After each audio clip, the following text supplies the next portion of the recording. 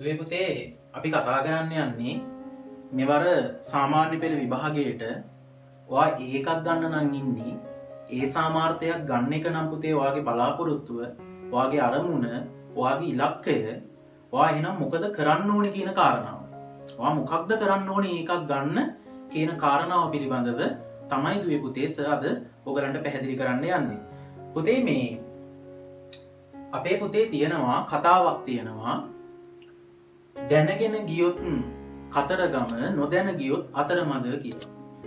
පුතේ ඒ වගේ තමයි සාමාන්‍ය පෙළ විභාගයේ වේවා වෙන මොනයම් විභාගයක් වේවා දුවේ පුතේ අපි යම්කිසි විභාගයකදී ප්‍රශ්න පත්‍රයකට පිළිතුරු සපයනවා නම් පිළිතුරු සපයලා පුතේ ඉහළ සාමාර්ථයක් ගන්න අපි බලාපොරොත්තු වෙනවා නම් අනිවාර්යයෙන්ම දුවේ පුතේ අපිට හොඳ පූර්ව සූදානමක් තිබිය යුතු වෙනවා. හොඳ පූර්ව සූදානමක් තිබිය යුතු වෙනවා. එතකොට පුතේ ඒ පූර්ව සූදානම ඇති කරගන්න ප්‍රශ්න පත්‍රයේ පුතේ ව්‍යුහය පිළිබඳව ප්‍රශ්න පත්‍රයේ සැකැස්ම පිළිබඳව ප්‍රශ්න පත්‍රයේ කොහොමද අපිට ලකුණු හිමි වෙන්නේ අපි කොහොමද ලකුණු උපය ගන්න ඕනේ කියන මෙන්න මේ වගේ කාරණාවන් පිළිබඳව දුවේ පුතේ අපි කලින්ම දැනගෙන ඉන්න තරමට අපිට පුතේ අපේ ඉලක්කයට අපේ සාමාර්ථයට අපිට යන්න පහසු වෙනවා. ඉතින් එහෙමනම් දුවේ පුතේ සිංහල භාෂාව හා සාහිත්‍ය කියන මේ ප්‍රශ්න පත්‍රයට සාපෙළ විභාගයේ මේ ප්‍රශ්න පත්‍රයට ඒකක් ගන්නවා නම් ඉහළම සාමාර්ථයක් ගන්නවා නම් පුතේ ඔබට ඉතාමත්ම පැහැදිලි නිර්වුල් අවබෝධයක් තිබිය යුතුයි මේ ප්‍රශ්න පත්‍රය මොන වගේද කියන කාරණාව පිළිබඳව. පුතේ එතකොට සාමාන්‍ය පෙළ විභාගයේ පුතේ සිංහල ප්‍රශ්න පත්‍රය ගත්තහම දුවේ පුතේ ප්‍රධාන වශයෙන් මේ ප්‍රශ්න පත්‍රය පුතේ කොටස් 3කට බෙදෙනවා. සාමාන්‍ය පෙළ ඔබේ ප්‍රශ්න පත්‍රය දුවේ පුතේ ප්‍රධාන වශයෙන් කොටස් 3කට බෙදෙනවා. පළමු පත්‍රය, දෙවෙනි පත්‍රය සහ තුන්වෙනි පත්‍රය කියලා. 1 2 3 කියලා දුවේ පුතේ කොටස් 3කට බෙදෙනවා. එතනදී පුතේ මේ පළවෙනි පත්‍රය සහ දෙවෙනි පත්‍රය කියන මේ ප්‍රශ්න පත්‍ර දෙකට මේ කොටස් දෙකට පුතේ ඔබට හිමි වෙනවා මේ පළමු පත්‍රයට පුතේ කාලය පැය 1යි මේ දෙවෙනි පත්‍රයට පුතේ කාලය පැය 2යි සමස්තයේ පුතේ කාලය පැය 3ක් හිමි වෙනවා කාලය පැය 3ක් හිමි වෙනවා පුතේ මේ ඔබේ මේ පළමු පත්‍රයේ තියෙන මේ පළවෙනි කොටස සහ දෙවෙනි කොටස කියන මේ පළමු පත්‍රය සහ දෙවෙනි පත්‍රය කියන මේ ප්‍රශ්න පත්‍ර දෙකට ඔබට පුතේ කාලය පැය 3ක් හිමි වෙනවා. පුතේ දැන් මේ නව විෂය නිර්දේශයේ ඔබට පුතේ හිමි වෙනවා අතිරේක කියවීම් කාලයක් හිමි වෙනවා.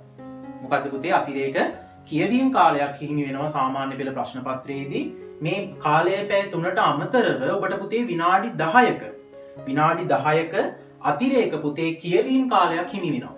විනාඩි 10ක අතිරේක කියවීම් කාලයක් ඔබට හිමි වෙනවා.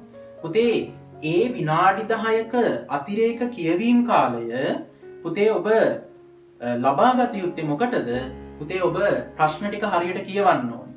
ඔබ තෝරගන්න ප්‍රශ්න ටික ඔබ හරියට පිළිවෙලට තෝරගන්න ඕනේ. ප්‍රශ්න වලට කොහොමද පිළිතුරු සපයන්නේ කියන එක පිළිබඳව යම්කිසි අදහසක් ඇති කරගන්න තමයි පුතේ පූර්ව සූදානමක් ඇති කරගන්න තමයි ඔබට විනාඩි 10ක කාල සීමාව ලබා දෙන්නේ. එහෙම නැතුව ප්‍රශ්න වලට උත්තර ලියන්න එහෙම නෙමෙයි.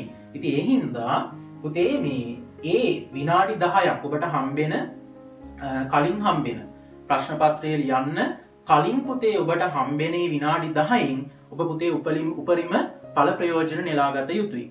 ඊළඟට පුතේ මේ ප්‍රශ්න පත්‍ර දෙකට ඔබට කාලය පැය සහ පැය 2 බැගින් පැය 3ක කාලයක් හිමි වෙනවා.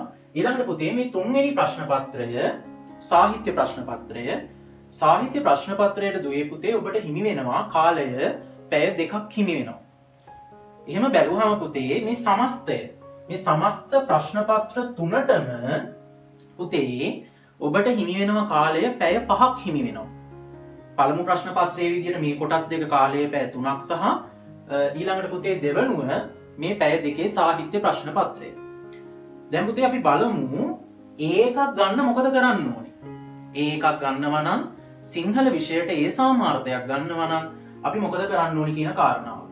පුතේ මේ පළවෙනි ප්‍රශ්න පත්‍රය ඇවිල්ලා පුතේ බහුවර්ණ ප්‍රශ්න පත්‍රය. බහුවර්ණ ප්‍රශ්න පත්‍රය. අපි කියනවා MCQ ප්‍රශ්න පත්‍රය. පුතේ මේ MCQ ප්‍රශ්න පත්‍රයේ පුතේ ප්‍රශ්න තියෙනවා පුතේ 40ක්. ප්‍රශ්න 40ක් තියෙනවා. ප්‍රශ්න 40ක් තියෙනවා. පුතේ මේ ප්‍රශ්න 40 අපි හිතමුකෝ ඔන්න මේ ඇවිල්ලා පළවෙනි ප්‍රශ්නේ. පුතේ පළවෙනි ප්‍රශ්නේ අපි හිතමු මෙහෙම තියෙන පළවෙනි ප්‍රශ්නය කියලා. හිතන්න මේ තියෙන පළවෙනි ප්‍රශ්නේ. පුතේ පළවෙනි ප්‍රශ්නය ගත්තහම පළවෙනි ප්‍රශ්නයේ දුවේ පුතේ තියෙනවා ඔබට දෙනවා පිළිතුරු පුතේ 4ක් දෙනවා. ඔබට පිළිතුරු 4ක් දෙනවා. ඔබ පුතේ මොකද කරන්න ඕනේ මේ පිළිතුරු හතරෙන් වඩාත්ම නිවැරදි පිළිතුර ඔබ පුතේ තෝරන්න ඕනේ. ඔබ තෝරන්න ඕනේ. පුතේ ඒ වගේ ප්‍රශ්න 40ක් 1 සිට 40 දක්වා පුතේ ඔබට ප්‍රශ්න 40ක් පුතේ මේ වගේ ඔබට හම්බෙනවා. ඒ මොකේද? පළමු පත්‍රයේ. එතකොට පුතේ ඒ ඇවිල්ලා MCQ ප්‍රශ්න පත්‍රය. පුතේ දෙවෙනියට ඔබට තියෙනවා ඔබේ ව්‍යාකරණ ප්‍රශ්න පත්‍රය.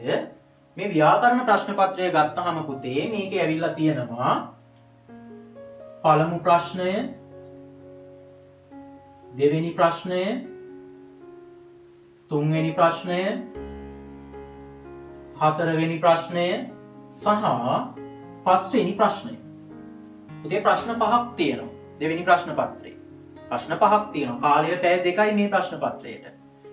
පුතේ මේ ප්‍රශ්න 5ටම පුතේ ඔයා පිළිතුරු ලියන්න ඕනේ. ප්‍රශ්න 5ටම දුව පුතා මොකද කරන්න ඕනේ පුතේ? පිළිතුරු ලියන්න ඕනේ. දරුවෝ එතකොට මේ ප්‍රශ්න 5 ගත්තාම පුතේ පළවෙනි ප්‍රශ්නයේ පුතේ මේ රෝම ඉලක්කම් 1 සිට රෝම ඉලක්කම් 10 දක්වා පුතේ ඔයාට ප්‍රශ්න 10ක් හම්බ වෙනවා. ඒ ප්‍රශ්න 10 පුතේ මේ හැම රෝම ඉලක්කමකටම පුතේ අයන්න සහ ආයන්න කියලා පුතේ කොටස් දෙකකින් පුතේ ප්‍රශ්නයක් හැදෙනවා. අයන්න සහ ආයන්න කියලා කොටස් දෙකකින් පුතේ ප්‍රශ්නයක් හැදෙනවා.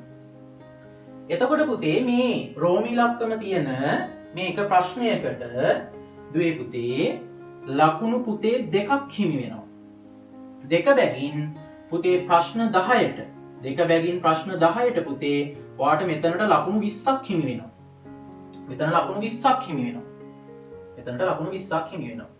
ඊළඟ පුතේ දෙවෙනි ප්‍රශ්නය තමයි ඔබේ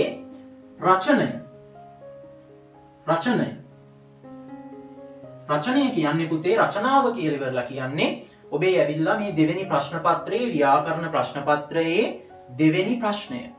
පුතේ මේ ප්‍රශ්නයට ඔයාට පුතේ විස්තර 4ක් දෙනවා. මග පෙන්වීම් 4ක් කරනවා ප්‍රශ්න පත්‍රයේ. ඔයාට තියෙන්නේ දුවේ පුතේ ඒ විස්තර 4 ඒ මග පෙන්වීම් 4 දුවේ පුතේ පැහැදිලිව කියවලා තමන්ට වැඩිපුරම ඔළුවේ කරුණු තියෙන තමන්ට හොඳටම ලියන්න පුළුවන් කියලා හිතෙන පුතේ අපි මේ රචනාව ඒ විස්තරය අපි තෝරගන්නවා. තෝරගෙන අපි මොකද කරන්නේ පුතේ? ඒකට අදාළව කරුණු ගොනු කරගෙන ඡේද සුදුසු පරිදි වෙන් කරමින් පුතේ අවශ්‍ය වචන ප්‍රමාණය වචන 250කට නොඅඩු. ඒතර පුතේ ඔයා ලියන්න ඕනේ වචන 250කට වැඩි ප්‍රමාණයක් ලියන්න ඕනේ. එහෙම ලියනවට තමයි පුතේ සාරගර්භ කරුණු ලියනවට තමයි මාතෘකාවට අදාළව ඔයාට ලකුණු හම්බෙන්නේ. පුතේ මේ රචනයට ඔබට හිමි වෙනවා පුතේ ලකුණු 25ක් හිමි වෙනවා. රචනයට ලකුණු 25ක් හිමි වෙනවා. ඊළඟ පුතේ තුන්වෙනි ප්‍රශ්නය. පුතේ තුන්වෙනි ප්‍රශ්නේ ඇවිල්ලා පුතේ සාරාංශකරණය. තුන්වෙනි ප්‍රශ්නේ මොකක්ද? සාරාංශකරණය. සාරාංශකරණයේ ප්‍රශ්නය. පුතේ අපි දන්නවා සාරාංශකරණය කියලා කියන්නේ පුතේ දෙන ලද ඡේද දෙක හෝ තුන පුතේ ඔබ මොකද කරන්න ඕනේ? දෙන ලද ඡේදය පුතේ ඒ දෙන ප්‍රමාණයින් 3න් එකක් වනසේ වචන සංඛ්‍යාව ගත්තාම වචන සංඛ්‍යාවෙන් 3න් එකක් වෙන විදියට පුතේ ඔබ මොකද කරන්න ඕනේ? සාරාංශ කරන්න ඕනේ. කෙටි කරන්න ඕනේ, සාරාංශකරණය කරන්න ඕනේ. එතකොට පුතේ එතනදී අපි අක්ෂර වින්‍යාසය පිළිබඳව, පද බෙදීම පිළිබඳව, ඒ සෑම කරුණක් ගැන පිළිබඳව පුතේ අපි සැලකිලිමත් වෙනවා.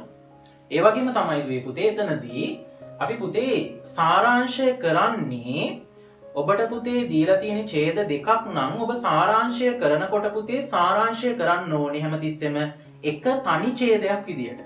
එක තනි ඡේදයක් විදියට තමයි ඔබ සාරාංශය කරන්නේ. පුතේ ඒ විදියට ඔබ සාරාංශය කරනකොට සාරාංශයට පුතේ ඔබට හිමි වෙනවා ලකුණු පුතේ 10ක් හිමි වෙනවා. ලකුණු 10න් තමයි පුතේ ඔබට සාමාන්‍ය පෙළ ප්‍රශ්න පත්‍රයේ මේ දෙවෙනි පත්‍රයේ සාරාංශ ප්‍රශ්නයට ඔබට ලකුණු හිමි වෙන්නේ පුතේ ලකුණු 10යි. ලකුණු 10න් හිමි වෙන්නේ. ඊළඟට පුතේ හතරවෙනි ප්‍රශ්නය තමයි පුතේ අවබෝධය ප්‍රශ්නය. අවබෝධය ප්‍රශ්නය. පුතේ මේ අවබෝධය ප්‍රශ්නය පුතේ ඇවිල්ලා ගොඩක් වෙලාවට පුතේ දරුවෝ සම්පූර්ණ ලකුණු ගන්න උත්සාහ කරන ප්‍රශ්නයක්. පුතේ මේ අවබෝධය ප්‍රශ්නයට සම්පූර්ණ ලකුණු ගන්න පුළුවන්. සම්පූර්ණ ලකුණු ගන්න පුළුවන් යම්කිසි ගද්‍ය පාඨයක් හෝ පද්‍ය පාඨයක් දීලා පුතේ පද්‍ය කිහිපයක් දීලා ඔබට පුතේ ඒ හරහා ප්‍රශ්න 5ක් විතර ඔබෙන් විමසනවා. එතකොට පුතේ මේ ප්‍රශ්න 5ට ඔබට පුතේ ලකුණු 10ක් ගන්න පුළුවන්. ලකුණු 10ක් උපයා ගැනීමේ හැකියාව තියෙනවා පුතේ දෙවෙනි ප්‍රශ්න පත්‍රයේ මේ හතරවෙනි ප්‍රශ්නයට එහෙම නැත්නම් මේ අවබෝධය ප්‍රශ්නයට ඔබට හැකියාව තියෙනවා දුවේ පුතේ ලකුණු 10ක් උපය ගන්න. ඒ කියන්නේ මේක පුතේ වැදගත් ප්‍රශ්නයක් අවබෝධ ප්‍රශ්නය කියලා කියන්නේ.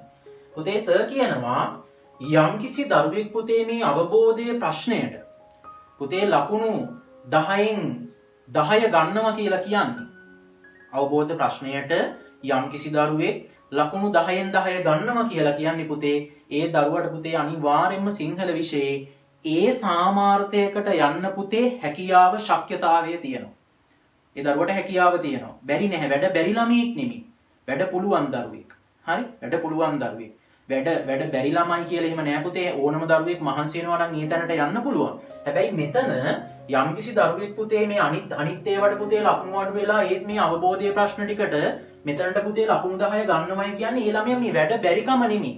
මේ අනිත් කොටස් වලට ලකුණු අඩු වෙනවා නම් ඒ කියන්නේ මොකද්ද වෙලා තියෙන්නේ? ඒ ළමයාට පුතේ උනන්දුවක් නැතිකම. ඒ කොටස් ටික හදාගන්න උත්සාහවත් වෙලා නැහැ. ඒකයි හේතුව. නැත්තම් පුතේ මේ අවබෝධයේ ප්‍රශ්නයට ලකුණු සැලකිලිමත් විය යුතු ලකුණු සංඛ්‍යාවක් ගන්නවයි කියලා කියන්නේ දුවේ පුතේ ඒ ළමයා සැබවින්ම දක්ෂයි. හරි. ඊළඟට පුතේ පස්වෙනි ප්‍රශ්නය. පස්වෙනි ප්‍රශ්නය ඇවිල්ලා දුවේ පුතේ ප්‍රායෝගික ලේඛන ප්‍රශ්නය. ප්‍රායෝගික ලේඛන ප්‍රශ්නය. ප්‍රායෝගික ලේඛන. පුතේ මේ ප්‍රායෝගික ලේඛන ප්‍රශ්නය ගත්තහම පුතේ මේකදී ඔබට එන්න පුළුවන් දැන්වීම් පත්‍රිකාවක් වෙන්න පුළුවන් අත් පත්‍රිකාවක් වෙන්න පුළුවන් ආරාධනා පත්‍රයක් වෙන්න පුළුවන්. හරි? ප්‍රායෝගික ලේඛන වලට අයත් ඕනෑම අංගයකින් පුතේ මේ ප්‍රශ්නය සකස් වෙන්න පුළුවන්කම තියෙනවා. හරි. පුතේ මේ ප්‍රශ්නයට ඔබට පුතේ හිමි වෙනවා ලකුණු 15ක් හිමි වෙනවා. මේ ප්‍රශ්නයට ලකුණු 15ක් හිමි වෙනවා. එතකොට පුතේ බලන්න මේ ඇවිල්ලා මේ පළමු පැය 3ක කාල සීමාවක් ඔබට ලැබෙන සිංහල භාෂාව ප්‍රශ්න පත්‍රය. භාෂාව ප්‍රශ්න පත්‍රයේ පුතේ මේ පළමු කොටසට කාලය පැය 1යි කියලා සර් කිව්වා. දෙවෙනි කොටසට පුතේ කාලය පැය 2යි කියලා සර් කිව්වා. සමස්තය කාලය පැය 3යි. එතකොට මේ ටිකේ පුතේ ඔයාට මේ පළවෙනි කොටසේ MCQ ප්‍රශ්න පත්‍රයේ එහෙම නැත්නම් බහුවර්ණ ප්‍රශ්න පත්‍රයේ පුතේ මේ ප්‍රශ්න 40ට 1 සිට 40 දක්වා වූ තියෙන මේ ප්‍රශ්න 40ට පුතේ වාට එක ප්‍රශ්නයකට එක ලකුණ බැගින් එක ප්‍රශ්නයකට එක ලකුණ බැගින් පුතේ වාට ලකුණු පුතේ හිමි වෙනවා ලකුණු 40ක් හිමි වෙනවා. ලකුණු 40ක් හිමි වෙනවා පුතේ. ලකුණු 40ක් හිමි වෙනවා. ඊළඟ පුතේ අපි මෙතන එකතුව ගත්තොත් එහෙම බලන්න මෙතන පුතේ ලකුණු 20යි මෙතන 10 ඒවා දෙකක් තියෙනවා ලකුණු 40යි 40යි පුතේ මෙතන 25යි ලකුණු 65යි 65යි මේ 15යි පුතේ ලකුණු 80ක් තියෙනවා. ඔබට ලකුණු පුතේ දෙවන ප්‍රශ්න පත්‍රයේ පුතේ ඔබට ලකුණු 80ක් හිමි වෙනවා. ලකුණු 80ක් හිමි වෙනවා. ඊළඟට පුතේ අපි යනවා තුන්වෙනි ප්‍රශ්න පත්‍රයට. ඒ කියන්නේ ඔබේ සාහිත්‍ය ප්‍රශ්න පත්‍රයට. දුවේ පුතේ මේ සාහිත්‍ය ප්‍රශ්න පත්‍රයේ ඔබට පුතේ එනවා පළමු ප්‍රශ්නය, දෙවෙනි ප්‍රශ්නය, තුන්වෙනි ප්‍රශ්නය, හතරවෙනි ප්‍රශ්නය සහ පුතේ 5, 6 සහ 7 කියලා පුතේ මේ විදියට ඔබට සාහිත්‍ය ප්‍රශ්න පත්‍රයට එහෙම නැත්නම් ඔබේ 3 වෙනි පත්‍රයට පුතේ මේ වගේ ප්‍රශ්න 7ක් එනවා. පුතේ මේ ප්‍රශ්න 7 ගත්තාම මේකට පුතේ ඔබට කාලය පැය 2ක් හම්බ වෙනවා.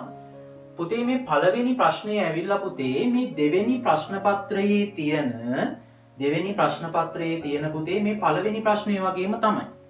දෙවෙනි ප්‍රශ්න පත්‍රයේ පුතේ අහන්නේ ව්‍යාකරණ වලින්නේ. මේ තුන්වෙනි ප්‍රශ්න පත්‍රයේ පුතේ අහන්නේ සාහිත්‍ය දැනුම.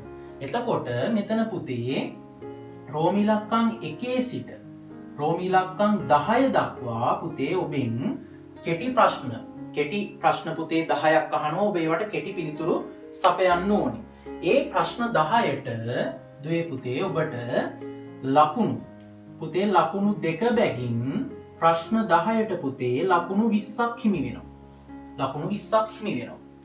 ඊළඟ පුතේ දෙවෙනි ප්‍රශ්නය ඇවිල්ලා පුතේ මේ ව්‍යාකරණ ප්‍රශ්න පත්‍රයේ තියෙන හරියට පුතේ අවබෝධ ප්‍රශ්නය වගේ. අවබෝධ ප්‍රශ්නයේදී පුතේ අපිට ඡේදයක් හරි එහෙම නැත්නම් යම්කිසි පද්‍ය කොටසක් ඇවිල්ලා පුතේ ඒකෙන්නේ පුතේ අපෙන් ප්‍රශ්න විමසන්නේ. ඒ වගේ පුතේ මේ තුන්වෙනි ප්‍රශ්න පත්‍රයේ ඔබට යම්කිසි සාහිත්‍ය පද්‍ය කොටසක් හෝ ගද්‍ය කොටසක් දීලා ඒ ආශ්‍රය කරගෙන පුතේ ඒ ඇසුරෙන් ඔබෙන් පුතේ ප්‍රශ්න විමසනවා. පුතේ ප්‍රධාන වශයෙන් ප්‍රශ්න 5ක් අහනවා. ඒ ප්‍රශ්න 5ට පුතේ එක ප්‍රශ්නයකට ලකුණු 4 බැගින් දුවේ පුතේ ලකුණු 4 බැගින් පුතේ ඔබට ප්‍රශ්න 5ට පුතේ ලකුණු 20ක් හිමි වෙනවා. පුතේ ප්‍රශ්න 5ට.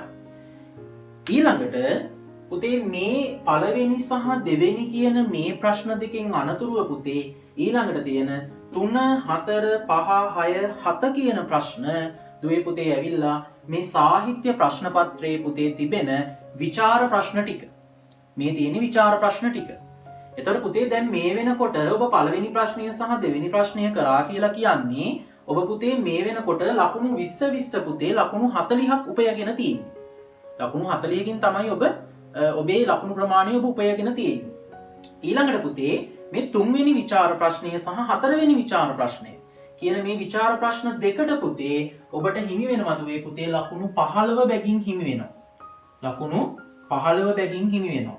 ඊළඟට මේ 5 6 7 කියන පුතේ මේ විචාර ප්‍රශ්න තුනට මේ තුනේ පුතේ හැම ප්‍රශ්නයකටම ඕගලන්ට ලකුණු 10 බැගින් හිමි වෙනවා දුවේ පුතේ. එතකොට ඕගොල්ලෝ කරන්න ඕනේ හැබැයි මේ 5 6 7 කියන මේ ප්‍රශ්න තුනෙන් දුවේ පුතේ එක ප්‍රශ්නයයි තෝරගෙන කරන්න ඕනේ. එහෙමනම් ඔබ අනිවාර්යෙන්ම තුන්වෙනි ප්‍රශ්න පත්‍රයේ පළවෙනි ප්‍රශ්නයට දුවේ පුතේ අනිවාර්යෙන්ම පිළිතුරු සපයන්න ඕනේ. දෙවෙනි ප්‍රශ්නයට අනිවාර්යෙන්ම පිළිතුරු සපයන්න ඕනේ. මේ තුන්වෙනි ප්‍රශ්නයේ පුතේ විචාර ප්‍රශ්නයක් එන්නේ ඔබේ සාහිත්‍ය පාඩම් 16න් පුතේ පාඩම් දෙකකින් පුතේ මේ ප්‍රශ්නේ අහනවා. නැතහොත් කියලා හිතන්නකෝ උදාහරණයක් විදියට අඟුල්මල් දමනයේ ප්‍රශ්නයක් දීලා පුතේ නැතහොත් කියලා දාලා බැද්දේ ගමින් ප්‍රශ්නයක් දෙනවා. හතරවෙනි ප්‍රශ්නේත් එහෙමයි. හිතන්නකෝ අපි දාමු දියමන්ති මාලයේ කෙටි කතාවෙන් එක ප්‍රශ්නයක් දීලා පුතේ නැතහොත් කියලා දාලා සිංහබාහු නාට්‍යයෙන් තව ප්‍රශ්නයක් දෙනවා. ඒතර ඔයගොල්ලෝ මොකද කරන්නේ? ඒ දෙකෙන් පුතේ එකක් තෝරගෙන ඒ අදාළ විචාර ප්‍රශ්නයට පුතේ අහන ප්‍රශ්නයට අවමය උද්ෘත 4ක් දාලා නිදසුන් 4ක් දාලා පුතේ මොකද කරන්න ඕනේ? විචාරය ලියන්න ඕනේ. වචන 150 200ත් අතර වෙන ප්‍රමාණයක් පුතේ ලියන්න ඕනේ. එතකොට පුතේ මේ 3 4 කියන ප්‍රශ්න දෙකට පුතේ ලකුණු 15 බැගින් ඔබට හිමි වෙනවා. ඊළඟ පුතේ මේ 5 6 7 කියන මේ විචාර ප්‍රශ්න තුනට පුතේ ඔබ පිළිතුරු සැපෙව්වහම විචාර ප්‍රශ්නය ලියුවහම පුතේ අවමය දුවේ පුතේ නිදසුන් 3ක් ඇසුරෙන් විමසන්න කියලා තමයි එන්නේ. නිදසුන් 3ක් ඇසුරෙන් විමසන්න. මෙම කරුණ සනාථ කරන්න. එහෙමයි ඔබෙන් විචාර ප්‍රශ්නය අහන්නේ සාමාන්‍ය පෙළ විභාගයේදී. එතකොට දුවේ පුතේ ඔබ මොකද කරන්න ඕනේ? ලකුණු 10ක් ගන්න නම් පුතේ මොකද කරන්න ඕනේ? අවමය පුතේ නිදසුන් 3කින් පුතේ අහන ප්‍රශ්නයට අදාළව පුතේ මොකද කරන්න ඕනේ? හරියට පුතේ මේ 5 6 7 කියන ප්‍රශ්න තුනෙන් එක ප්‍රශ්නයකට දුවේ පුතේ ඔයා හරියට පිළිතුරු සපයන්න ඕනේ. එහෙම පුතේ ඔයා පිළිතුරු සැපෙවුවාම ඔයාට පුතේ මෙතන බලන්න 20 ඒවා දෙකයි ලකුණු 40යි 15 ඒවා දෙකයි ලකුණු 30යි 40යි 30යි 70යි මෙතන 10යි පුතේ මෙතනත් ඔයාට පුතේ මුළු එකතුව විදියට දුවේ පුතේ ලකුණු සංඛ්‍යාව ලකුණු පුතේ 80ක් හිමි වෙනවා. තුන්වෙනි ප්‍රශ්න පත්‍රයට ලකුණු 80ක් හිමි වෙනවා. එහෙමනම් පුතේ බලන්න මේ ලකුණු 80 මේ ලකුණු 80. පුතේ මේ ලකුණු 80 වෙනුත් ඔයා පුතේ ලකුණු 60ක්වත් පුතේ ගන්න ඕනේ. මේ ලකුණු 80 වෙනුත් ලකුණු 60ක්වත් ගන්න ඕනේ. එතකොට තමයි දුවේ පුතේ සර් ඔයගලන්ට කියන ඒ සාමාර්ථයට යන්න. හරි? සිංහල විෂයේ සාමාන්‍ය පෙළ විභාගේ සිංහල විෂය පුතේ ඒ සාමාර්ථයට යන්න වාට පුළුවන්කම තියෙන්නේ දුවේ පුතේ කොහොමද? මේ පුතේ පළවෙනි පත්‍රයට දුවේ පුතේ වාට පුළුවන්කම තියෙනවා මේ ලකුණු 40න් දුවේ පුතේ ඔබ පුතේ ලකුණු 30ක්වත් ගන්න ඕනි. ලකුණු 30ක්වත් ගන්න ඕනි දුවේ පුතේ. හරි? මේ දෙවෙනි ප්‍රශ්න පත්‍රයේ පුතේ දෙවෙනි ප්‍රශ්න පත්‍රයේ මේ ලකුණු 80න් මේ ලකුණු 80න් දුවේ පුතේ ඔයා ලකුණු 60ක්වත් ගන්න ඕනි. ලකුණු 60ක්වත් ගන්න ඕනි. තුන්වෙනි පත්‍රයේත් එහෙමයි පුතේ තුන්වෙනි පත්‍රයේත් ලකුණු 80න් පුතේ ඔයා ලකුණු 60ක්වත් ගන්න ඕනි. එහෙම ලකුණු ගත්තොත් තමයි පුතේ ඔයාට ලකුණු 200කින් ලකුණු 150ක්වත් වෙන්න ගන්න පුළුවන් ඉන්නේ. එතකොට පුතේ ඒක දෙකට බෙදලා එනකොට ඔයාට ලකුණු 100න් ලකුණු 75කට වැඩි ලකුණු සංඛ්‍යාවක් අරගෙන පුතේ ඒ සාමාර්ථයක් ලබා ගන්න පුළුවන්කම තියෙනවා. ඉතින් සමහර වෙලාවට පුතේ ළමයි මේ අවබෝධය නැතුව සමහර වෙලාවට දරුවෝ මොකද කරන්නේ? ව්‍යාකරණ වලට විතරක් මහන්සි වෙනවා. සමහර වෙලාවට මොකද කරන්නේ? සාහිත්‍ය වලට විතරක් මහන්සි වෙනවා. පුතේ සමහර වෙලාවට මොකද කරන්නේ? ලියන ප්‍රශ්න ටිකට විතරක් මහන්සි වෙනවා. සමහර වෙලාවට කෙටි ප්‍රශ්න ටික හදාගන්නේ නැහැ. බහුවර්ණ ප්‍රශ්න ටික හදාගන්නේ නැහැ. ඉතින් පුතේ එහෙම ප්‍රශ්න පත්‍රයේ පුතේ ඔබේ පිළිතුරු පත්‍රය ඔබට දෙන ප්‍රශ්න පත්‍රයට ඔබ සපයන පුතේ පිළිතුරු පත්‍රය ඔබට පුතේ සමබර කරගන්න බැරි නම් සමබරව පුතේ ඔබේ පිළිතුරු පත්‍රය ඔබට ලියා ගන්න බැරි නම් පුතේ ඔබේ විභාගයට ඔබට සමබරව පිළිතුරු සපයන්න බැහැයි කියලා කියන්නේ පුතේ ඔබ එතනදී අසමත් වෙනවා. ඔබට එතනදී පුතේ ඔබේ ඉලක්කයට යන්න බැරි වෙනවා. ඔබේ ඒ සාමාර්ථයට දුවේ පුතේ ඔබට යා ගන්න බැරි වෙනවා. ඉතින් ඒ නිසා දුවේ පුතේ සර් දෙන උපදේශය තමයි පුතේ හැම දරුවෙක්ම උත්සාහ කරන්න පුතේ මේ පළවෙනි ප්‍රශ්න පත්‍රයේ පළමු පත්‍රයේ පුතේ ලකුණු 40න් ලකුණු 30න් එහාට යන්න උත්සාහ කරන්න දුවේ පුතේ. ඒ වගේම තමයි පුතේ මේ දෙවෙනි ප්‍රශ්න පත්‍රයේ දුවේ පුතේ ලකුණු 80න් ලකුණු 60කට වැඩියෙන් ගන්න උත්සාහ කරන්න. ඔබට පුළුවන්. ඒ වගේම තමයි මේ තුන්වෙනි ප්‍රශ්න පත්‍රයේ දුවේ පුතේ ලකුණු 80න් ලකුණු 60කට වැඩිය ගන්න උත්සාහ කරන්න. ඔබට අනිවාර්යයෙන්ම දුවේ පුතේ සාමාන්‍ය පෙළ විභාගයේදී ඒ සාමාර්ථයකට යෑමට හැකියාව තියෙනවා. ඉතින් පුතේ මම ප්‍රාර්ථනා කරනවා හැම දරුවෙක්ටම එළඹෙන සාමාන්‍ය පෙළ විභාගයේදී පුතේ විශිෂ්ට සාමාර්ථයකට යන්න ඒ සාමාර්ථයකට යන්න ඔබට හැකියාව ලැබෙන්න කියලා ප්‍රාර්ථනා කරනවා. හැම දරුවෙක්ටම සුබ අනාගතයක් ප්‍රාර්ථනා කරනවා.